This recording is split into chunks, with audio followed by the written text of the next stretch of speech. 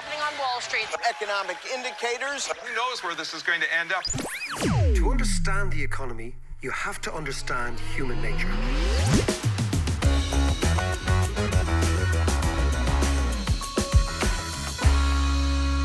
How are you doing there? It is David. It is the podcast. You know the drill. We're trying to make economics that little bit more comprehensible, that little bit more relevant, and hopefully a little bit more digestible. Now, I am in New York.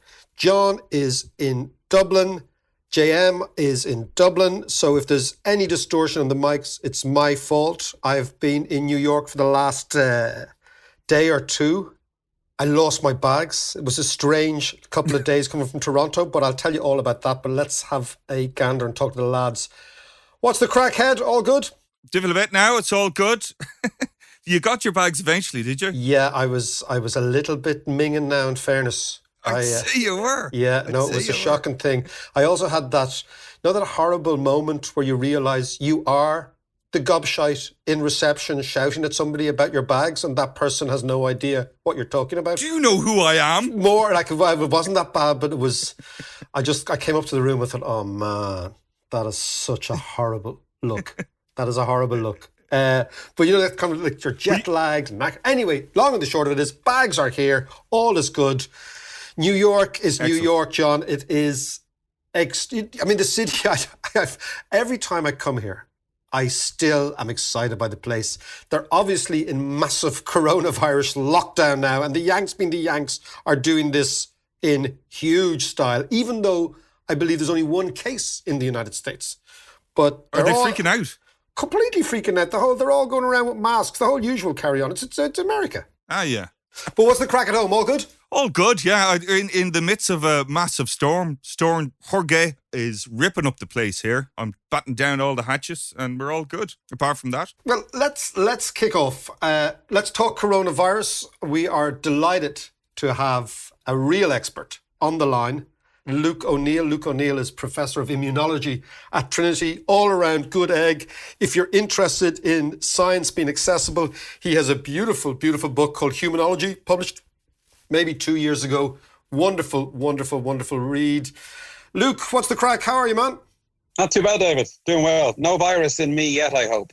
Good, good. Okay, Luke, tell me about the medicine. Tell me about this virus. What's your sense? Where is it going to go? How bad is it? Talk to me. Sure. Well, it's all over the news, as you know, David. All the media constantly. There's a big fear, isn't there, which we've all seen, I suppose. And it is serious enough, remember, because it's a brand new virus, never seen before. That's the first thing.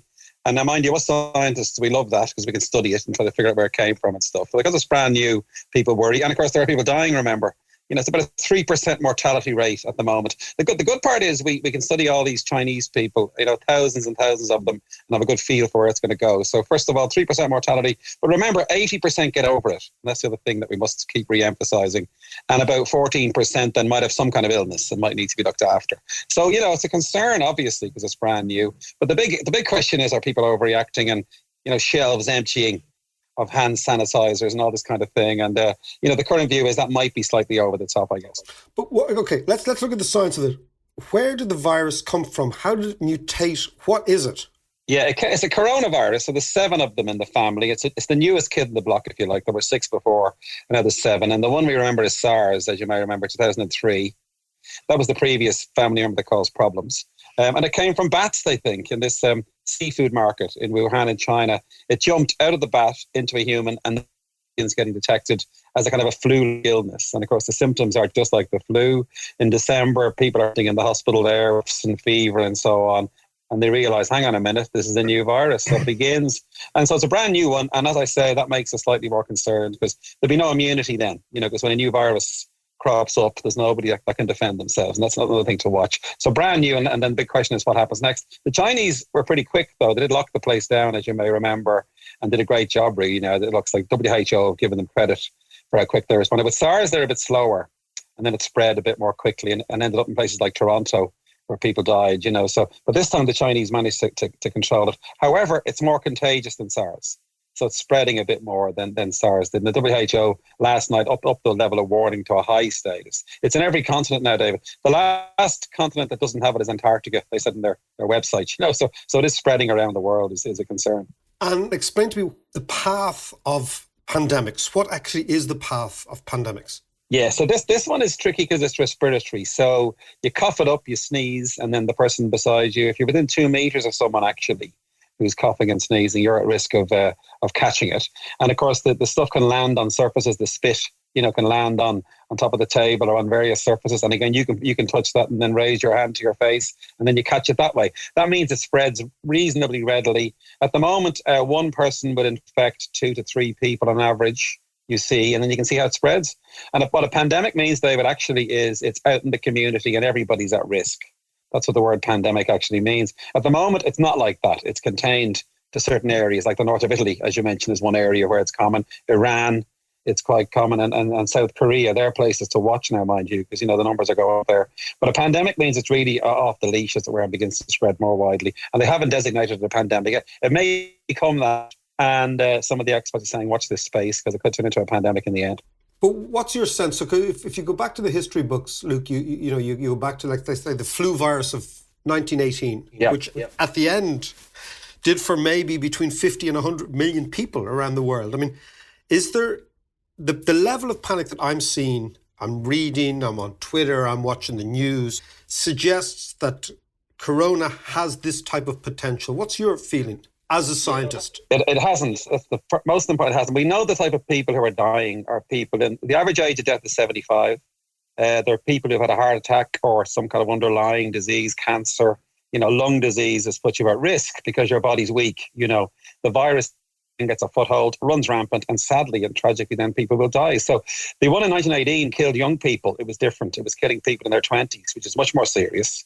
And the reason for that, by the way, was when you're in your 20s, your immune system can be really strong, and went into massive overdrive and sadly killed all those millions of people. So it's a different type of thing. And remember, different virus family again. So the comparison with 1918 wouldn't be that close with this one. Now, of course, they've watched it closely. If it did begin to kill younger people, and it's not, by the way, then that becomes a concern. Oh dear, this looks much more serious, Whereas older people are more vulnerable. The death rates are interesting. I know this sounds a bit morbid, but it's important. It's called epidemiology. It's the science of this, by the way. People make a living from looking at these numbers.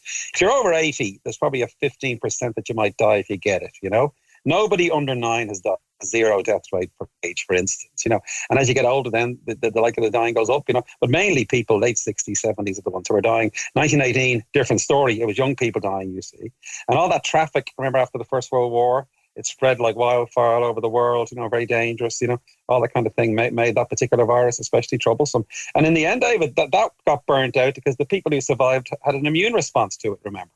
And the virus had nowhere to hide, So that's why 1918 flu burnt out. Explain to me, as an immunologist, how does a virus burn itself out? Explain that to me. Yeah, so the virus goes into your body. It lives inside cells. Viruses are the worst type of parasite, by the way. They bring no benefits to us at all. They latch onto cells. In the case of the COVID one, they latch onto lung cells.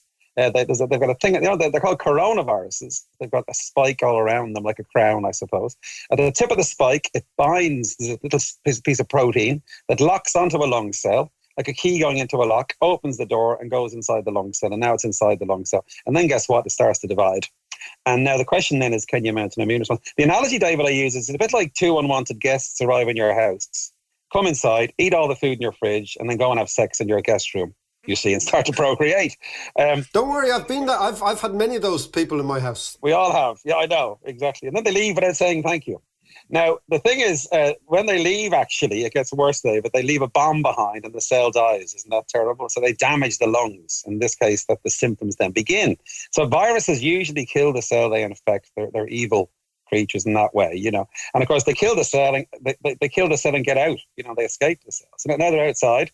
They jump into the next cell. They use their key, go into the neighbor's house and go in there, and then start dividing, So this is how they work. Now, the good news is our immune system evolved over millions of years to fight the damn things, and we can recognize them. And we have special sensors for the virus, and they lock onto the virus, a bit like the guards, I suppose, arriving, if you like, to get rid of your unwanted guests. So the guards arrive and they get rid of the virus, and now you get better. And that's how the immune system works. It's a wonderful thing.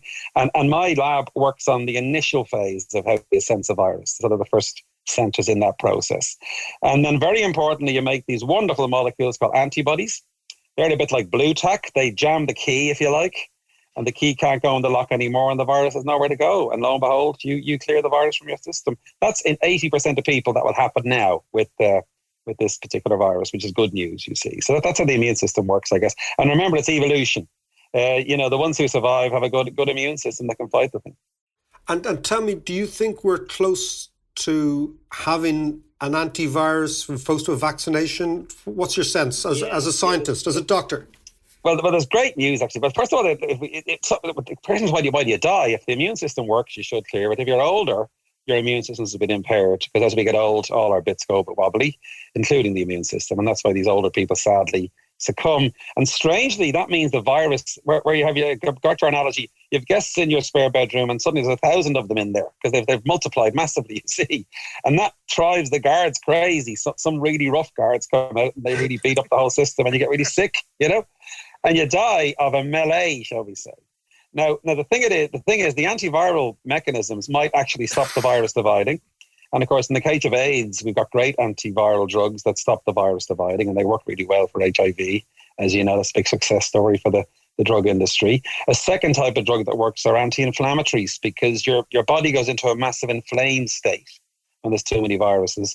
And there are 80 drugs being trialed at the moment in China, some showing huge promise. One surprising one is a drug called chloroquine, which was first found for malaria, strange. The Chinese, they began firing things at this to beat the band, kind of, almost like randomly in a way, and come across chloroquine. That really slows down damage. So the prediction would be that the vaccine will take about 9 months to a year, which is a bit of a distance away, I guess. But in the meantime, if you do get sick, your doctor can give you medicine to stop you dying. That's the real progress, I suppose, that we're all predicting. So in other words, the seriousness is beginning to go away, but we still need to keep a very careful eye on it because it is still a very serious disease. And Luke, can I just ask you again, as a scientist, an immunologist, when you're watching the news and you're reading online, etc., and you see the panic that has been instilled by all sorts of radio shows and TV shows, etc., what kind of goes through your mind as a scientist?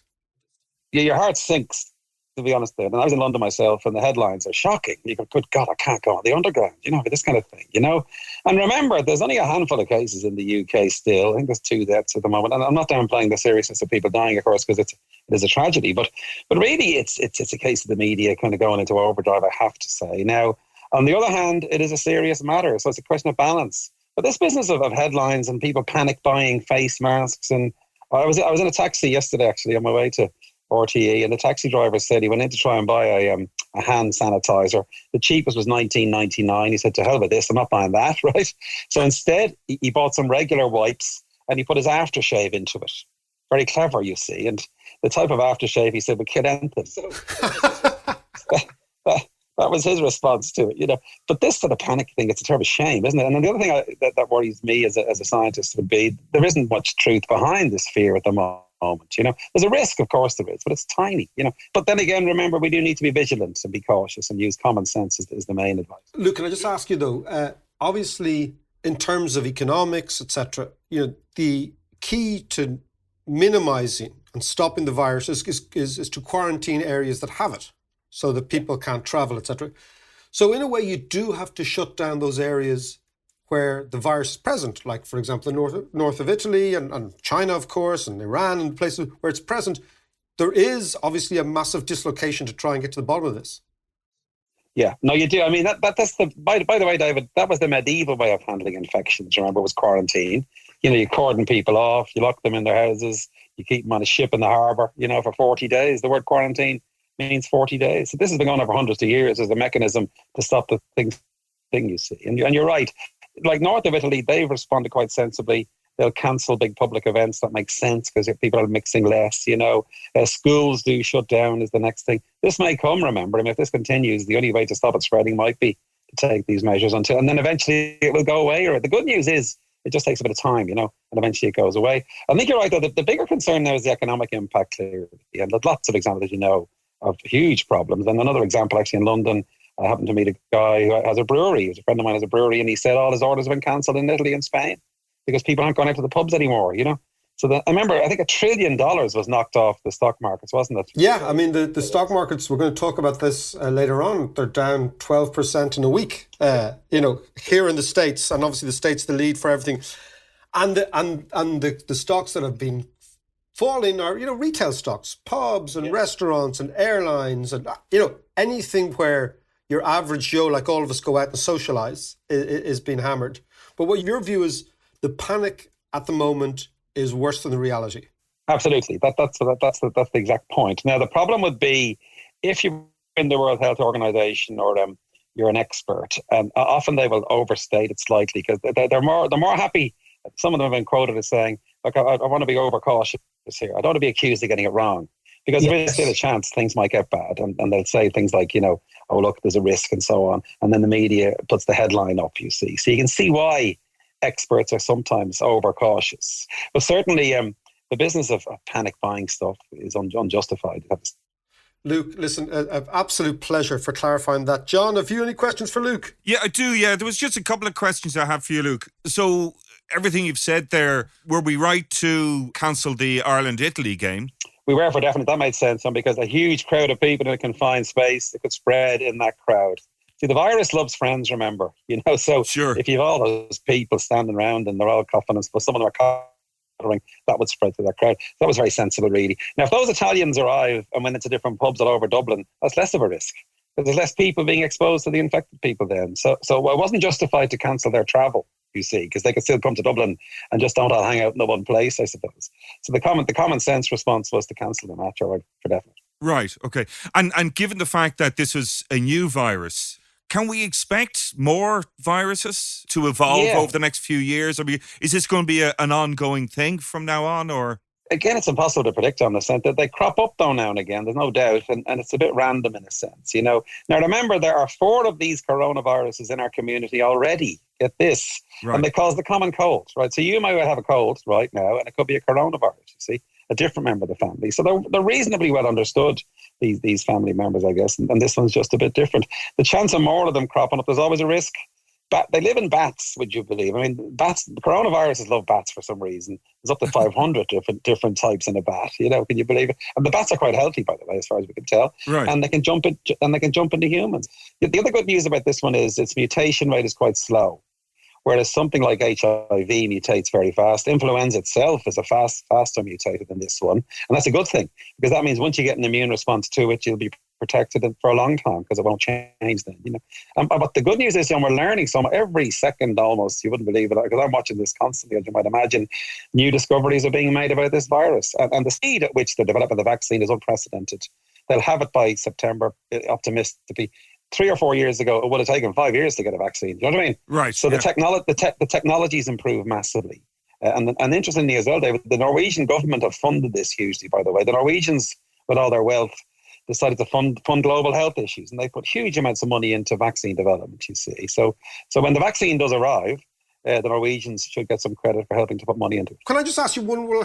How does a virus jump from a bat into a bloke? Yes, well, now there's the usual conspiracy theories there. But remember, the other big one is that it was made in some lab somewhere. Have you heard this one? There was an evil scientist. Oh, there's loads of great conspiracy theories flying around the place. Yeah, by the way, John loves those fucking conspiracy theories. They're not true, those theories, by the way. They could trace it back to a bat, basically. The other creature was a pangolin, strangely, the spiny anteater. They found some of the virus on that creature as well. So the question is, how does it get out? Well, it can cough just like a human, that's the first thing.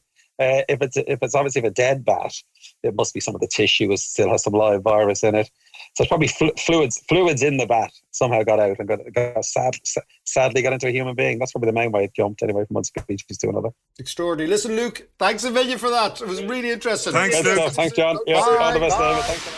By the way, just before we start, Sunday, March 15th is the live show. John and I on the stage of the Olympia. Sunday, March 15th. Get your tickets at ticketmaster.ie. God, that was brilliant. That was a great insight from Luke there. Fascinating stuff, isn't it? Yeah, he's a really brilliant explainer of science, and I think he's one of the great assets that people don't hear enough about in Ireland. He's a really, really interesting guy. But obviously, we were talking there about the economy at the end, and he was, making the point that it's basically what's going to happen to the economy now. It's funny, John, being in New York, because of the obsession with the stock markets were down 12% this week. But it really kind of highlights the fickleness of the financial markets. And it just struck me this week in particular that why we put so much trust and faith in the stock markets, given that it's, our financial security in the future. It seems bonkers to me. Well, it's a really interesting point. In actual fact, if you take out the United States, where they have this thing called 401k, which is the way in which Americans invest their pensions. So reasonably well-off Americans invest in the stock market.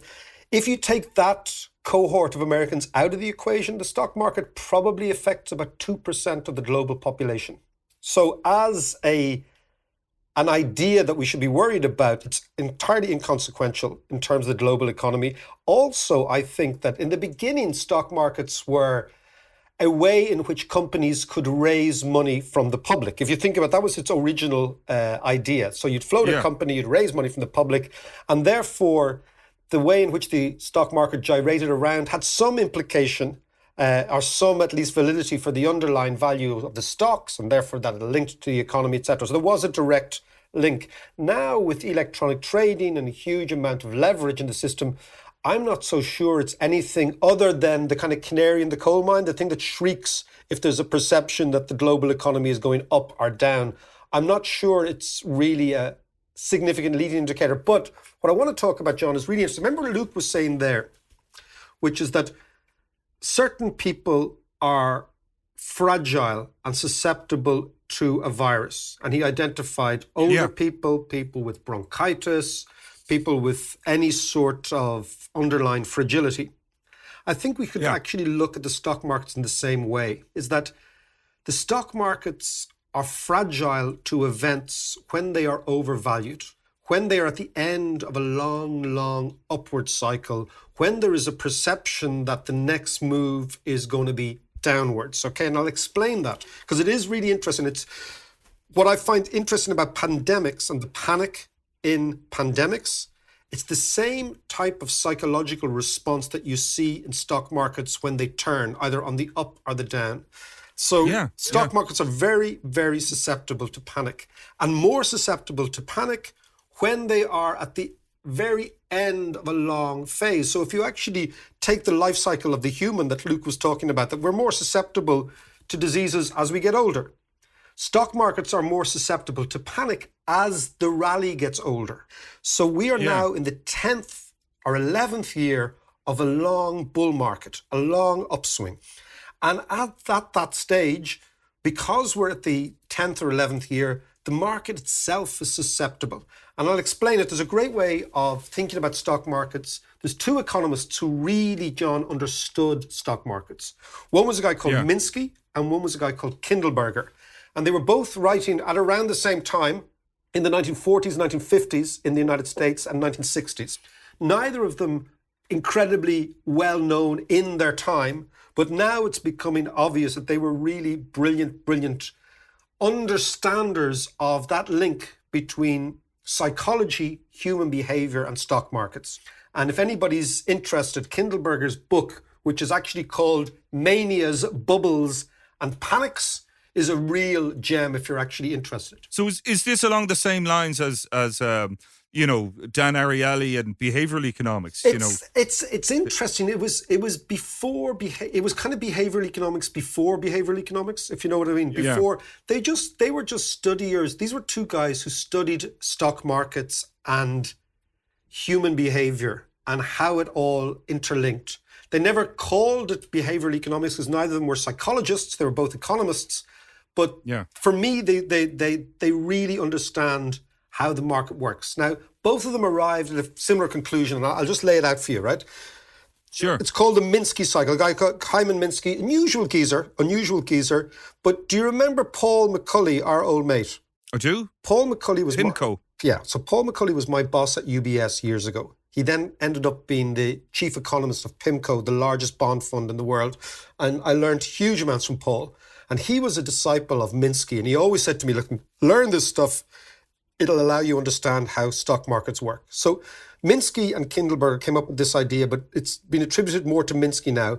It's the idea that stock markets and all markets, whether it's housing markets, stock markets, commodity markets, oil market, gold, they go through what Minsky called 6 different phases, right? So a business cycle and a financial cycle will go through 6 stages, right?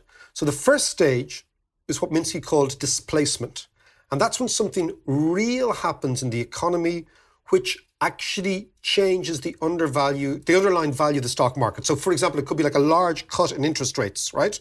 So if you take the beginning of this cycle, which started after the 2008 crash. So the 2008 crash, all the markets crash, central banks react to the crash by reducing interest rates to 0. So that's what Minsky would call displacement. That's a real event that totally realigns and basically resets the dial. And that attracts people back into the stock market, right? Then the second phase, he said, was when stocks start to rise. They start to rise in the displacement phase. They begin to start rising again. Once stocks start to rise, what happens is people start, and particularly banks or financial institutions, start lending again to people in order to buy stocks. So that's called gearing. Right. So the second stage is gearing, right? And as gearing comes in, money goes into the stock market, stocks continue to rise. Then the third phase, which Minsky called, was euphoria, where basically everybody believes that everything is back on track again. And what happens is there's a sort of a feedback loop into the economy itself. So once the gearing phase starts, people start to feel more confident. They start to borrow again. They go into the market. The price of the assets keeps going up. They begin to start feeling euphoric. And that's one of the great adages, is that the economy begins to feel better. And one of the great lines is always that sometimes the worst investment decisions are taken in the best of times. So when things feel really good. So the third phase is euphoria. Then we get into the fourth phase, is the sort of bubble or the mania phase, where everybody wants to get involved. And this is the one we said that nothing so undermines your financial judgment as the sight of your neighbour getting rich phase, right? So basically when everybody else is in it. And that's what happened in the housing market in Ireland, in 2006, 2007 or 2005. Everybody gets in, everyone's talking about it. It's the bubble phase. It's the fourth phase, right? Now think about, we're trying to talk about the coronavirus now, right? Now, in the bubble phase, people feel they're very rich, but in actual fact, what they are is they're highly indebted. So everybody's borrowing, the market's going up, everyone's borrowing and buying on what's called margin. So you borrow in order to buy these assets, right? This, while it seems that the market is incredibly euphoric, it's also when the market is at its most risky, right? Because assets are incredibly, incredibly expensive. So if you think last week, the Dow was close to 30,000. It's fallen 12% in the last week, but it was moving towards 30,000, right? Right. Incredibly expensive stocks, right? What's called the PE ratio, John, which is the ratio of price to earnings, has never been higher. So therefore, what the stock market was building in at this euphoric bubble stage is it was actually pricing in just blue skies for the next 5 or 6 years. There's going to be no recession. There's going to be no problem with the bond market. There's going to be no problem with politics, all that sort of stuff. It's priced for the best times. That's when markets are at their most vulnerable. And that, like humans, tends to happen when the recovery is very mature. So it's been going on for 5, 6, 7, 8, 9 years. So you have 9 years, 10 years of a bull market. People begin to forget what actually happened. Then Minsky talks about this, the bubble stage. Then he says the next stage is the distress stage. And that's when savvy investors start to get out. They think, hold on a second, this is far too expensive. I'm going to get out. But usually it's the very smart guys get out first, leaving the herd to continue to talk through CNN and through all these NBC money programs, all that sort of stuff you see on TV, which is basically only the gobshites, right? That's gobshite television, right? And right. It is. It's complete gobshite television. So the distress phase should be governed by the adage, right? That nobody ever lost money by taking a profit, which is the truth, right? So if you own something and it's really expensive and you've made a few quid, take it off the table, because you never lose money by selling too early.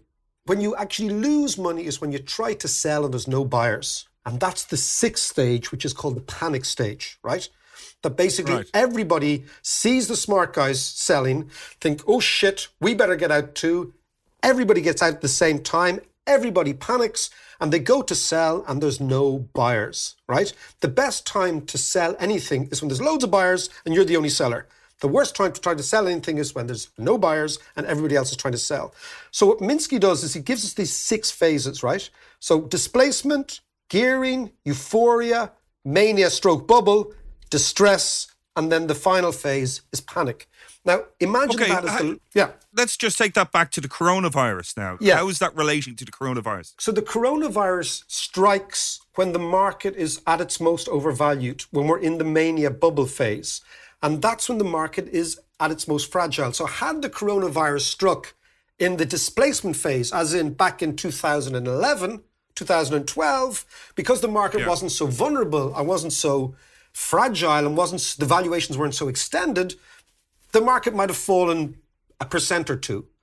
But it falls by 10% as it did last week, or 12%, when everybody's valuations are really stretched, when people are highly leveraged, when the market is highly geared, and when panic is susceptible on the downside.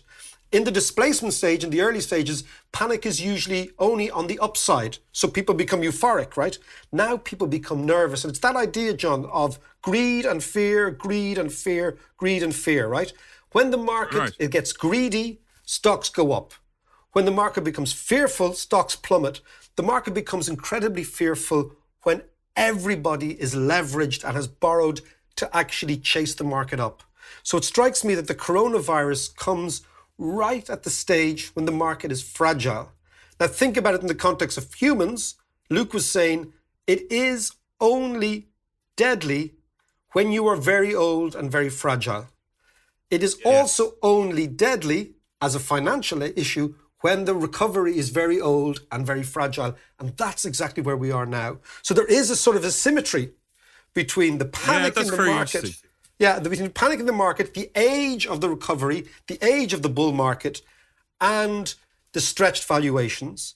So that's, I think, why you're seeing such a dramatic downward lurch in financial markets, because if you take the Minsky cycle, we're at the very late stage of the cycle. And in the same ways, if you take people's own life cycle, you become vulnerable as you get older, when your actual body, its immune system is quite weak. So in a way, the financial market's immune system is very weak at the moment. So Mark, just talking about Minsky there for a second. So if there are these 6 stages and very defined stages, then are they not predictable? And they are predictable. So why do we keep making the same mistake? Because human nature is amazing. People say they learn from their mistakes, but we don't. This is the interesting thing. I think it's because humans psychologically are hardwired for optimism. This is why most of us get out of bed in the morning. We actually, in the back of our head, we figure out that, I don't know, maybe tomorrow is going to be better than today, or today is going to be better than yesterday. So I think there is a human weakness for optimism, for this time it's different, it won't happen to me. It's also the human weakness for the herd, for getting excited at the same time as the herd. It's also the human weakness for gossip and thinking, oh my God, he bought that for a tenner, it's now worth £1 million, I better get in and buy 5 of those, right? So all those things we see time and time and time and time again, And I can bring this all the way back, John, to, I think I might have told you years ago about Joseph and his amazing Technicolor Dreamcoat. Do you remember that? From the 1970s? It's a great musical. Great musical, right? Because I knew you'd like that, right? But that was about the Pharaoh and Joseph, right? Do you remember that thing? The Pharaoh wakes up in the middle of the night and he has a dream and he sees 7 years of plenty followed by 7 years of famine. Do you remember that? Yeah. Whole idea, right? Yeah, I do. Well, that was nothing more than the economic cycle back then. So the Pharaoh comes to Joseph and says, man, what's this all about? And Joseph was like the first finance minister. He says, man, this is about the economic cycle. We've had 7 years of plenty, right? If I were you, I'd be putting some stuff away, putting grain away, feeding up the cattle, etc., because we might go into 7 years of a downswing. And what he was basically saying, this is based on agricultural yields, that in actual fact, in the ancient world, if you overproduce and you overproduce on the same nutrient basis, you will actually incur a famine. So it's the same idea. Cycles in agriculture, cycles in economics, all go back to these 7-year cycles. You go up, everything's great, then you go down again, up again, down again. What is difficult, John, is to get the timing right of all these. That's the key. Yeah. So they always behave the same way, but it's impossible to get the timing right. And that's the difference between really good investors and really bad investors. Really good investors have a nose for timing. And I always thought that the role of the economist is not to get the timing right, but is to actually get the story right. Because the economist is there to try to prepare people for the eventuality rather than make money per se out of these forecasts. If you can do that, that's great.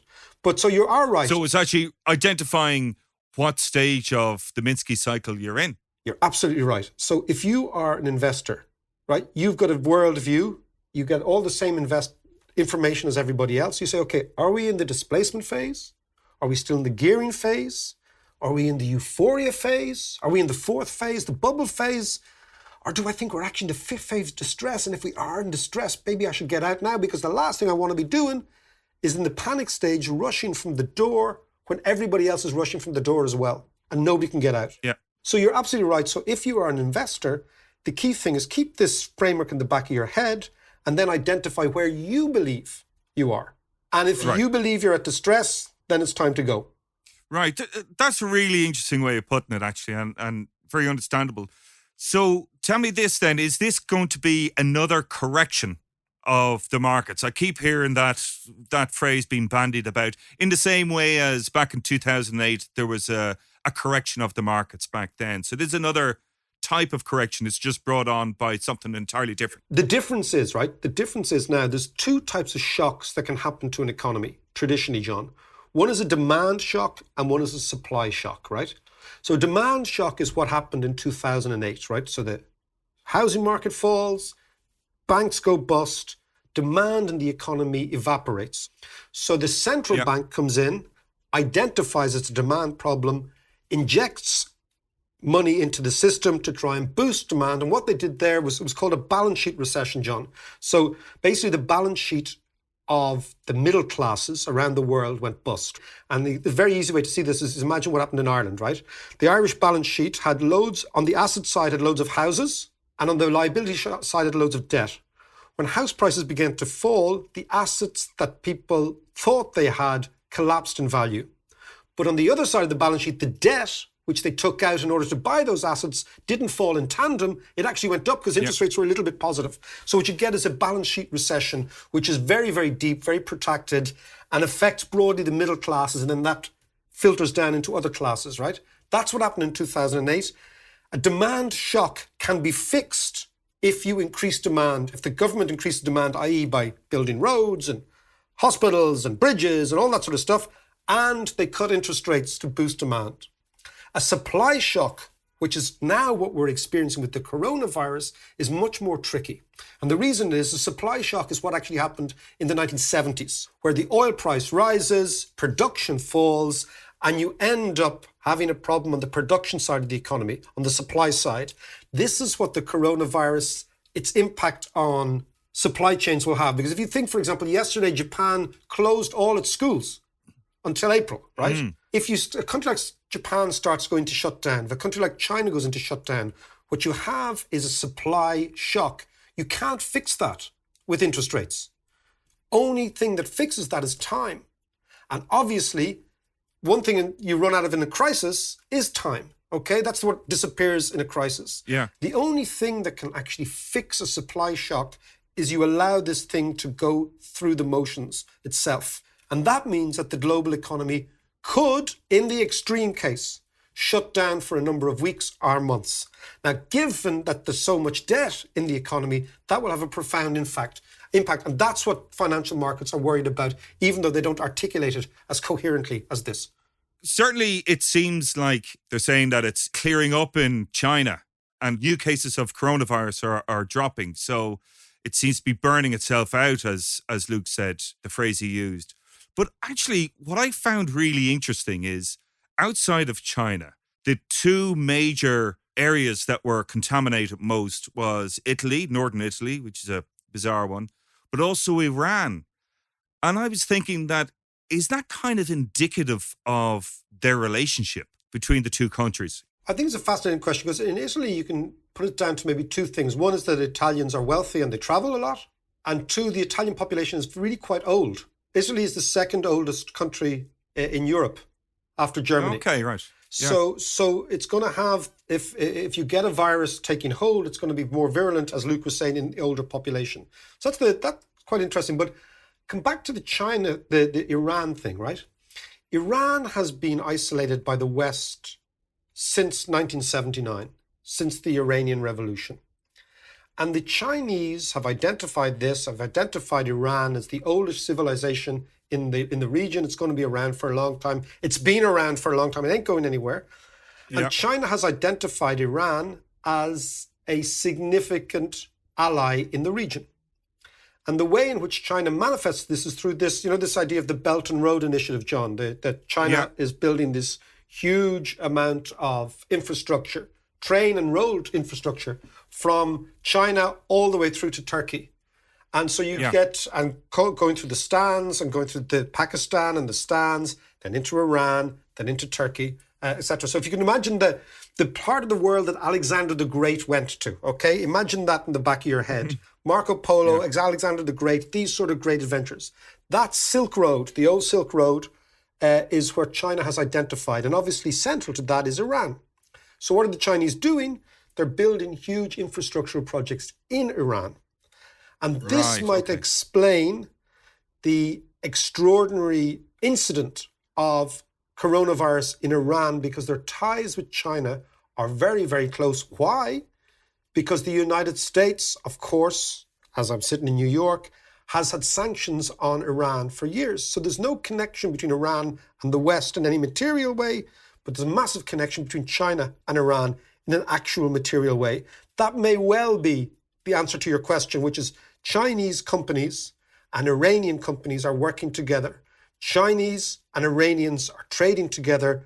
Why? Because the West will not trade with Iran, so Iran has to trade with China. And that may well be the answer. Right. I thought it might have something to do with the sanctions on Lemsip in Iran. So, John, just to conclude, as I am about a couple of blocks from Wall Street, and let's conclude in the coronavirus and the market. The framework to look at everything is this Minsky idea, to identify where you are in the cycle. And the difference between good investors and bad investors is good investors always get their timing right, which is why Warren Buffett said, be greedy when everybody else is fearful, and be fearful when everybody else is greedy. So if you take Warren Buffett's view, and he's the best investor in the world, the timing is all about identifying where the herd is, where the rest of the guys are, and thinking, do you know what? Do I want to be in the middle of that herd when things are fragile, or do I want to be out my own? Now, the interesting thing is that's called value investing, John. It's the difference between looking at valuations and the other thing is called momentum investing, where you actually just go with the crowd. And at pivotal moments, and this could be one of them, the value investor takes his chips off the table and is happy to go for a drink, chill out, and watch the rest of them panic when the panic sets in. Just before we go, a big shout out for the Olympia, which is now on Sunday week, the 15th of March. John, myself, and guests on the Olympia stage. We'd love to see you there. Tickets at ticketmaster.ie. Talk to you all shortly.